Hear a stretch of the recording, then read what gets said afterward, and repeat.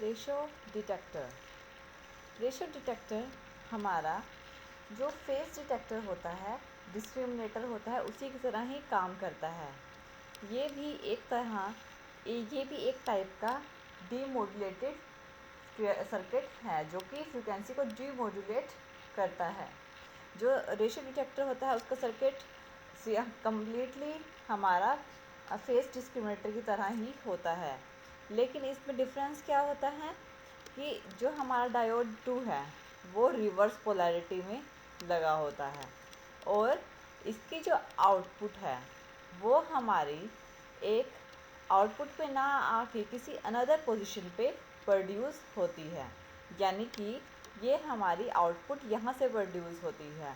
यहाँ पे 2 रजिस्टर और एक हाई वैल्यू कैपेसिटर लगा होता है। जब हम एफएम सिग्नल इनपुट पे देते हैं तो सेम फ्रीक्वेंसी हमारी जो ट्रांसफार्मर होता है प्राइमरी और सेकेंडरी के लिए सेम सेंटर फ्रीक्वेंसी प्रोवाइड की जाती है और हम उसमें 2 ट्यून सर्किट का ही यूज़ होता है जैसे कि फेस डिस्क्रिमिनेटर में होता है। और दोनों ये इसको ट्यून करना हमारी फ्रीक्वेंसी को इजी होता है। 3 इंडक्टर कॉइल्स का यूज़ किया है, L1 L2 L3। रजिस्टर और कैपेसिटर हमारे आरसी फ़िल्टर की तरह काम करते हैं जो हमारी फ्रीक्वेंसी को फ़िल्टर करते हैं। यहाँ पे 2 आउटपुट आती हैं, V0 1 और V0 2। जो आउटपुट आती हैं उनके डिफरेंस जो आता है उसको हम आउटपुट पे लेते हैं और इसमें हमारी हाई वैल्यू का कैपेसिटर लगा हुआ होता है। डिफरेंस जैसे कि हमारा रिवर्स पोलैरिटी में डायोड है, हाई वैल्यू का कैपेसिटर है और आउटपुट हम किसी और पोजीशन से लेते हैं।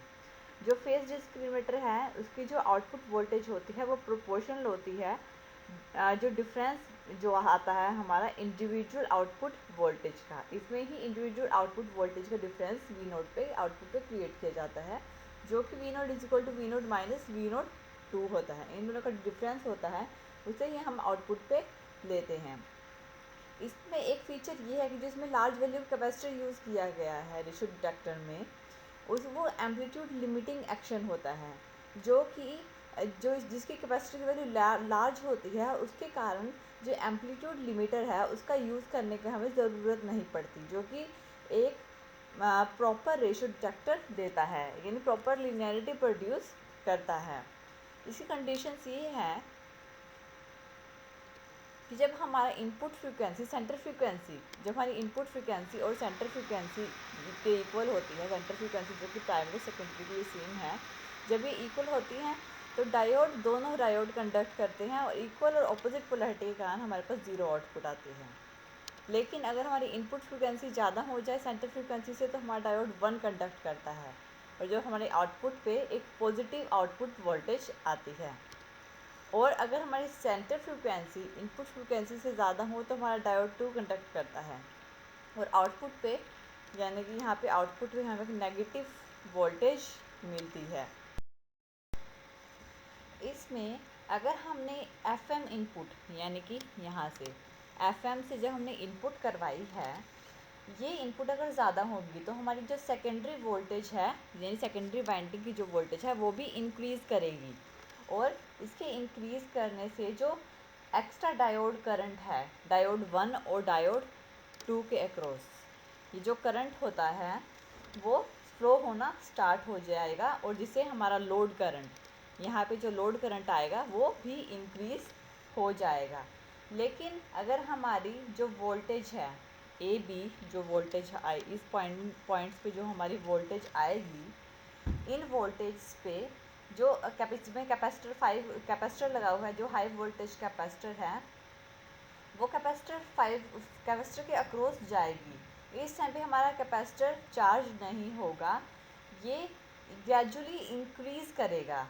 जब लोड करंट हमारा इंक्रीज़ होगा और जो लोड वोल्टेज है वो ऑलमोस्ट कांस्टेंट हो जाएगी, जिससे हमारा जो लोड इम्पीडेंस है वो डिक्रीज़ हो जाएगा और इस डिक्रीज़ के कारण जो लोड इम्पीडेंस डिक्रीज़ होगा, जो हमारी सेकेंडरी होगी इनपुट ट्रांसफार्मर की वो हैवीली डैम्प्ड हो जाएगी। इससे हमारी जो सेकेंडरी है वो हैवीली डैम्प्ड हो जाएगी और इस डैम्पिंग के कारण हमारा क्यूजेंट पॉइंट वो डिक्रीज़ हो जाएगा और जो हमारा गेन है एम्पलीफायर का रेशो डिटेक्टर का वो भी डिक्रीज़ हो जाएगा।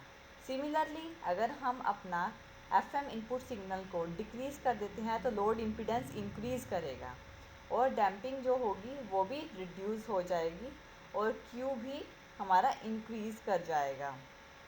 जो रेशियो डिटेक्टर होता है ये प्रोवाइड करता है एम्पलीट्यूड लिमिटिंग, यानी कि इस प्रोसेस को हम डायोड वेरिएबल डैम्पिंग भी बोलते हैं। इसकी जो कैरेक्टरिस्टिक्स है वो एस कैरेक्टरिस्टिक्स कहा जाता है, जो कि फेस डिस्क्रिमिनेटर की तरह ही होता है।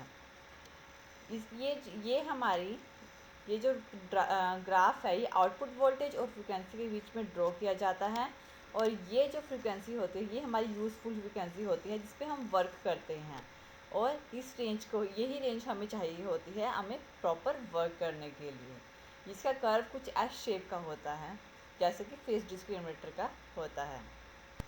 इसकी एडवांटेज ये है कि ये इसको अलाइन करना इजी होता है, इसकी बेटर लीनियरिटी होती है, लीनियर फेस होता है प्राइमरी और सेकेंडरी वाइंडिंग का, और इसमें ऐड लिमिटर की कोई रिक्वायरमेंट नहीं होती है। इसमें कैपेसिटर का यूज़ किया जाता है, हाई वैल्यू कैपेसिटर का, जो कि हमें एक प्रॉपर लीनियरिटी प्रोवाइड करता है। यह है हमारा रेशियो डिटेक्टर।